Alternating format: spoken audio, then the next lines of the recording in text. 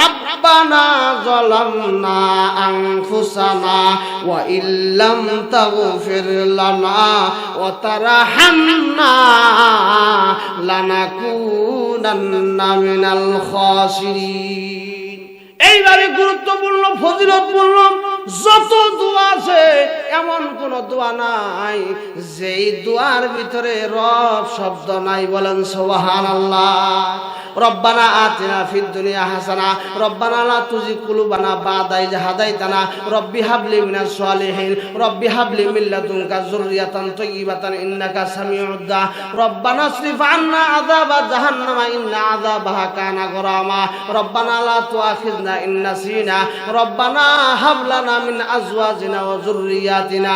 এইভাবে বান্দা বান্দি গুরুত্বপূর্ণ যত চাওয়া আর প্রার্থনা আর দোয়া আল্লাহর কাছে করবে, ওই প্রত্যেকটা দোয়ার ভিতরে আল্লাহ পাক বলেন আমি আমার সবচেয়ে প্রিয় নাম গুণবাচক নাম, ওই নাম রব শব্দ আমি আল্লাহ চয়ন করেছি। আল্লাহ রাব্বুল আলামিন বলেন আমি এমন রব, আমি আল্লাহ যেখানে ইচ্ছা যেইভাবে ইচ্ছা, যেইখানে ইচ্ছা যেইভাবে ইচ্ছা, যাকে ইচ্ছা আমি আল্লাহ তাকে সেইখানে সেইভাবে আমি আল্লাহ লালন পালন করতে পারি। এই ক্ষমতা আমি আল্লাহরই শুধু আছে। আপনি আগুনের ভিতরে ছাগল গরু পালতে পারবেন? পুরা কি ছাই?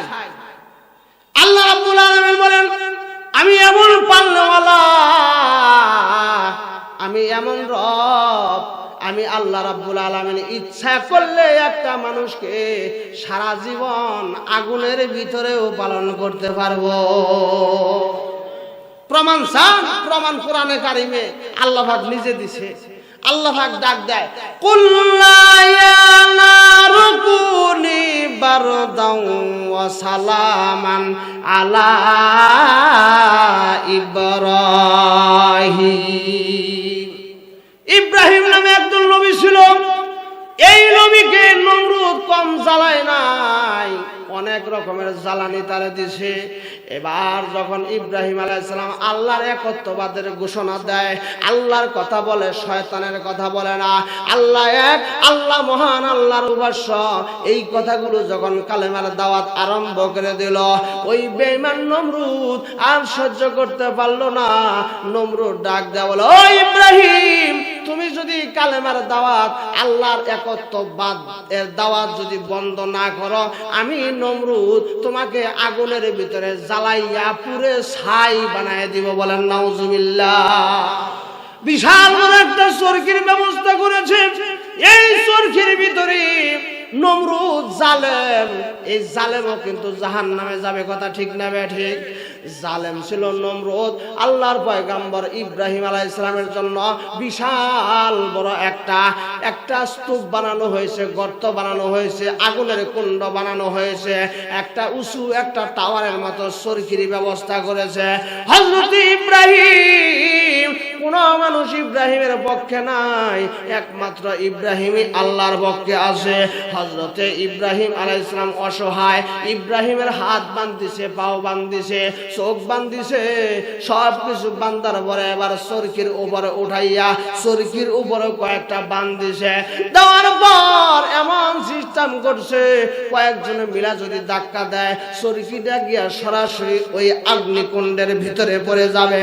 এমন ব্যবস্থা করে ইব্রাহিম আলাইহিস সালামকে যখন আগুনের ভিতরে ফেলে দিবা, এমন টাইমে আল্লাহ রাব্বুল আলামিনের যত ফেরেশতা, সমস্ত আসমানের ফেরেশতা জমিনের ভিতরে নাজিল হয়ে গেছে। ইব্রাহিম আলাইহিস সালামের কাছে ডাক দেয়া বলে ওগো নবীজি, আপনি যদি চান আমরা আপনাকে আগুন থেকে হেফাজত করব। ইব্রাহিম আলাইহিস সালাম ডাক দেয়া বলে ওগো ইব্রাহিম, আপনি যদি চান আগুন থেকে আপনাকে হেফাজত করব।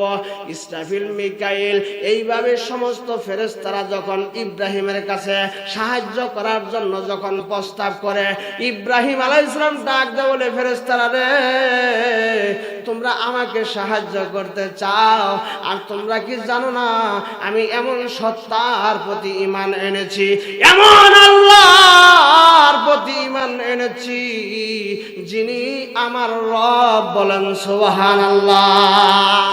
আমি ইব্রাহিম বিশ্বাস করি রব মানে পালনেওয়ালা, আল্লাহ রাব্বুল আলামিন এমন পালনেওয়ালা। নমরুদ যদি একটা অগ্নিকুণ্ড না, এইভাবে লক্ষ লক্ষ কোটি কোটি অগ্নিকুণ্ড যদি আমি ইব্রাহিমের জন্য তৈরি করে দেয়, আর আমাকে যদি ওই আগুনের ভিতরে ফেলে দেয়, আর আল্লাহ যদি চায় আমি ইব্রাহিমকে আগুনের ভিতরেই লালন পালন করব, আল্লাহ রাব্বুল আলামিনের হুকুমে আগুন একটা পশম পর্যন্ত আমাকে পুড়তে পারবে না। ডাক দেবো, আমি তো এমন রবের এমন পালনেওয়ালার প্রতি ঈমান এনেছি যিনি আমাকে আগুনের ভিতরে লালন পালন করতে পারবে, যিনি আমাকে রক্ষা করতে পারবে। ফেরেশতারা রে, তোমাদের কোনো সাহায্যের আমার প্রয়োজন নাই। আমি যাকে রব হিসাবে মেনেছি, আমি যাকে পালনেওয়ালা হিসাবে মেনেছি, আমি ওই রবের প্রতি বিশ্বাস করেছি। আল্লাহ যদি চায় আমাকে এই আগুনের ভিতরে হেফাজত করতে পারবে। আগুনের ভিতরে যখন ফেলাই দিছি, ইব্রাহিম আলাইহিস সালামের এই কথা শুনে, ঈমান শুনে আল্লাহ রাব্বুল আলামিন রাজি হয়ে গেছে, আল্লাহ খুশি হয়ে গেছে। আল্লাহ ডাক দেওয়ার আগুন রে, ইব্রাহিমের জন্য তুমি হারাম হয়ে যাও, নিষিদ্ধ হয়ে যাও। শুধু তাই না, ইব্রাহিমের একটা পশমের ক্ষতি যেন না হয়। বলেন সুবহানাল্লাহ। হযরত ইব্রাহিম আলাইহিস সালামকে আগুনের ভিতরে ফেলে দিল। আগুন দাও দাও করে জ্বলে, কিন্তু ইব্রাহিম জ্বলে না। আগুনের লাকড়িগুলা জ্বলে, ইব্রাহিম কিন্তু মাঝখানে জ্বলে না। ইব্রাহিমের একটা পশমও পড়ে না, ইব্রাহিমের একটা লোমও গরম হয় না।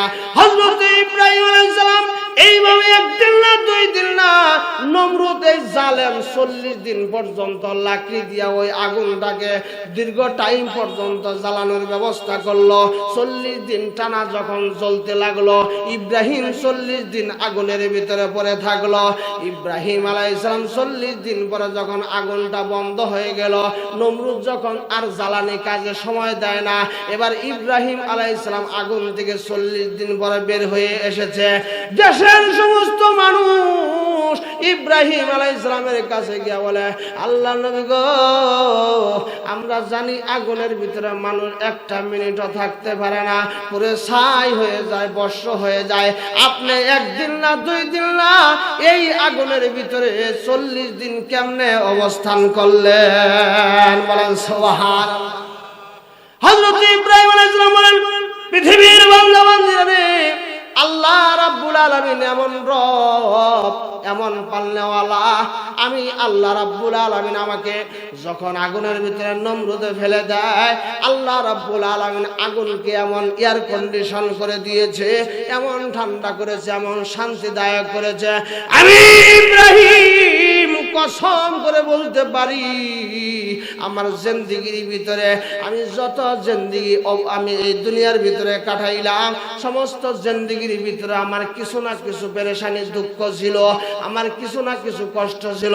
কিন্তু আল্লাহর কসম করে বলি, আমি যতদিন এই আগুনের ভিতরে ছিলাম, আল্লাহর কসম করে বলি, এই পৃথিবীর ভিতরে আমি সবচেয়ে আনন্দে ছিলাম। আমার কাছে মনে হয় এটা আগুন নয়, আল্লাহ রাব্বুল আলামিন এই আগুনের বাগানটাকে আমাকে আমার জন্য জান্নাতের বাগান বানায়া দিয়েছে। আকে লুৎফে খেসরা ইজহার কাদ, আকে লুৎফে খেসরা ইজহার কাদ, বাখলি লসনারে রাগুল জারে কাদ, বাখলি লসনারে রাগুল জারে কাদ। খলিলের জন্য এই বিশাল বড় অগ্নিকুণ্ড আল্লাহ রাব্বুল আলামিন ফুলের বাগানে পরিণত করে দিয়েছে।